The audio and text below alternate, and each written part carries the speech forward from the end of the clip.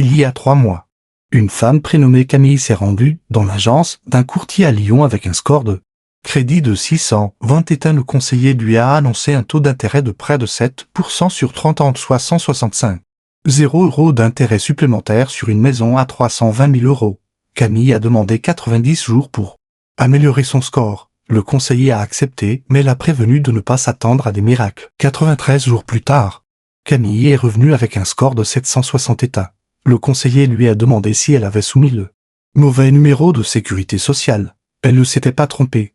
Camille avait découvert un mécanisme intégré au système de notation que la plupart des consommateurs ignorent et que les banques n'ont aucun intérêt à expliquer. Ce bon de 140 points lui a permis d'économiser 197 000 € d'intérêt. Même maison, même revenu, même personne, une connaissance différente. Ce que Camille a découvert n'était ni une astuce ni un stratagème, c'était une fonctionnalité légitime du calcul des scores cachés en pleine vue, dont le secteur financier tire profit en la gardant obscure. Aujourd'hui, je vais vous montrer exactement ce qu'elle a appris. Vous comprendrez pourquoi les conseils conventionnels sur le crédit sont techniquement vrais, mais pratiquement trompeurs. Il existe un chemin plus rapide que le système autorise, mais que personne ne publicise. Les conseils standards disent « Payez vos factures à temps, gardez vos soldes bas.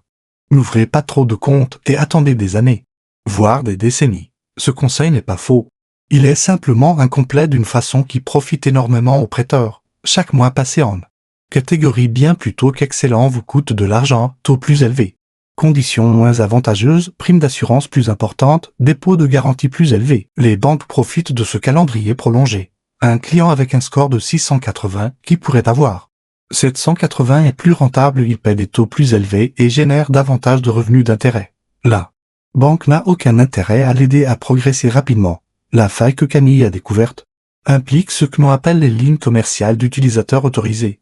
Pour comprendre leur fonctionnement, il faut d'abord comprendre comment les scores de crédit sont réellement calculés. Votre score de crédit est une prévision statistique de la probabilité de défaut dans les 24 prochains mois.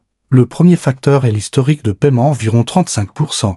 Le deuxième est le taux d'utilisation du crédit, environ 30%. Le troisième est là que réside la faille, est la durée de l'historique de crédit, environ 15%.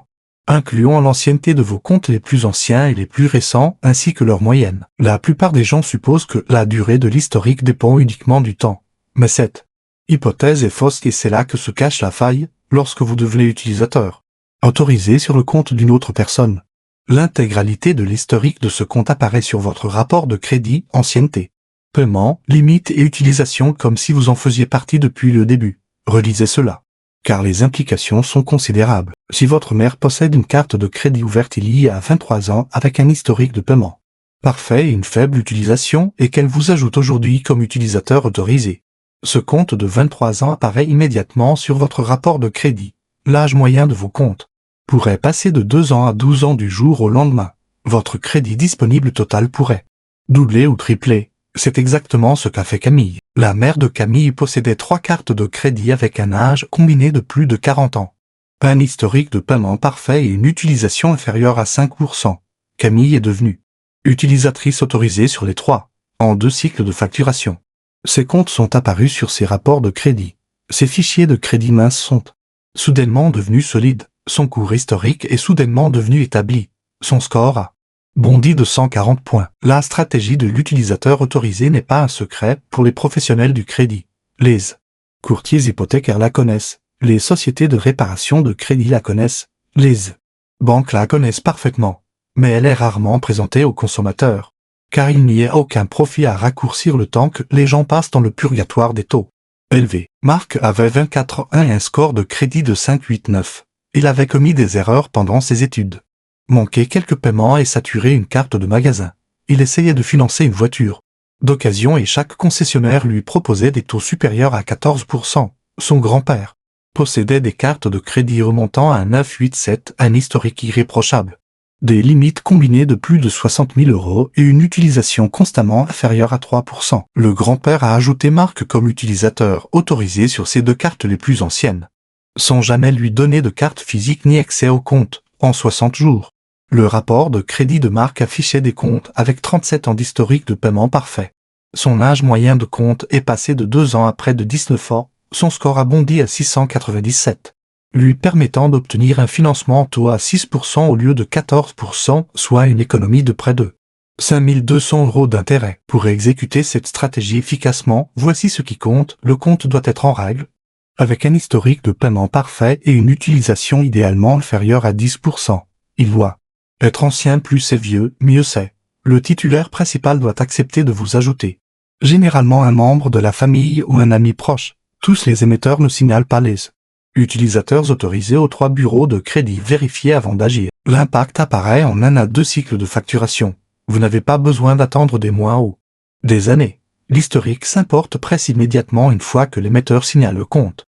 Au bureau, vous pouvez être supprimé à tout moment, ce qui rend la stratégie peu risquée pour le titulaire principal. L'impact mathématique varie selon votre point de départ. Quelqu'un avec un fichier mince voie légale est plus important. Est-ce vraiment autorisé? Est-ce légitime?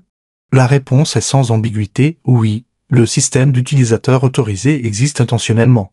Dans les modèles de notation de crédit, FICO et VantageScore intègrent tous les comptes d'utilisateurs autorisés dans leurs calculs. La pratique est explicitement légale et officiellement reconnue par les bureaux de crédit. Pourquoi le système fonctionne-t-il ainsi à l'origine? Le statut d'utilisateur autorisé existait pour aider les conjoints à construire leur crédit. L'un des partenaires gérait toutes les finances à son seul nom, tandis que l'autre n'avait aucun historique de crédit malgré une gestion responsable du foyer.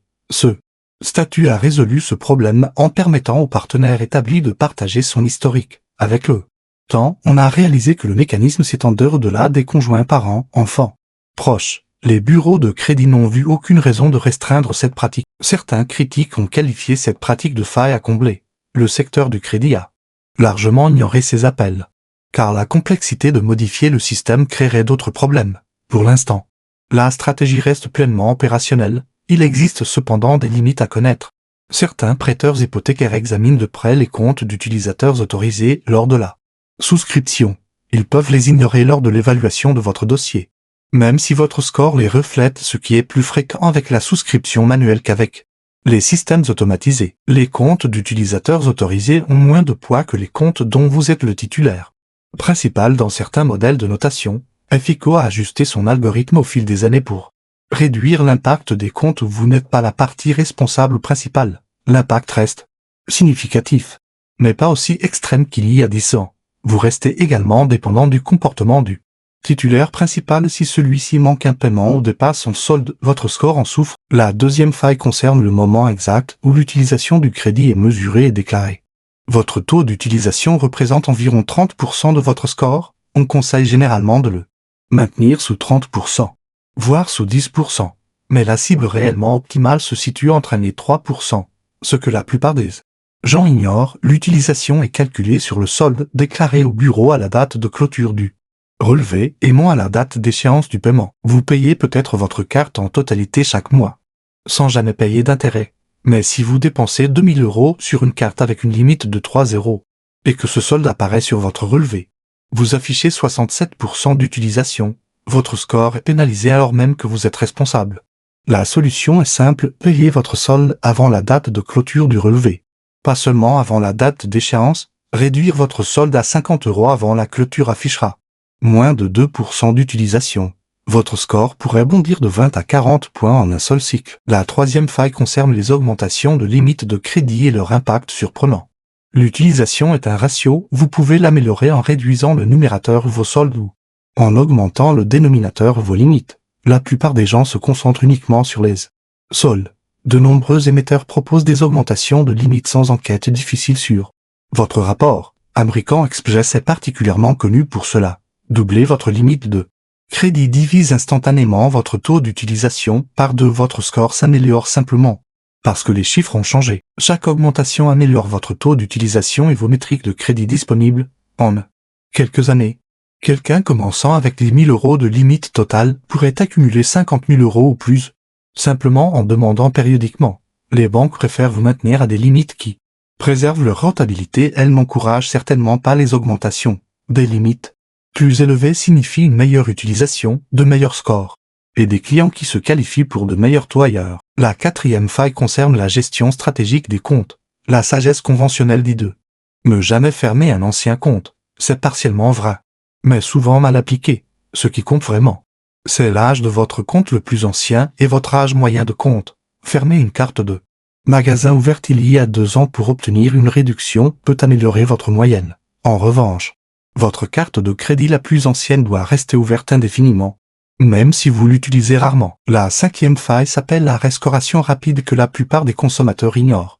Lors d'une demande de prêt immobilier, votre prêteur peut demander au bureau de crédit de mettre à jour immédiatement des éléments spécifiques de votre rapport sur la base de justificatifs. Remboursez une carte et fournissez une preuve. Le solde zéro peut apparaître en 72 heures au lieu d'attendre le prochain cycle. La restauration rapide n'est pas accessible directement au consommateur, elle passe uniquement par un prêteur lors d'une demande hypothécaire active. La fenêtre de restauration rapide crée des opportunités d'amélioration spectaculaires de dernière minute. Quelqu'un qui rembourse 5 000 € en cours de demande peut voir son score mis à jour avant l'approbation finale. La combinaison de stratégies exécutées avec la restauration rapide peut produire des bons de score de 50 à 80 points pendant le processus de demande lui-même. Voici les erreurs qui sabotent le plus souvent ces stratégies. Première erreur, choisir le mauvais compte d'utilisateur. Autoriser un compte avec une utilisation élevée ou des paiements manqués nuit plutôt qu'il n'aide. Deuxième erreur, demander de nouveaux crédits en même temps. Chaque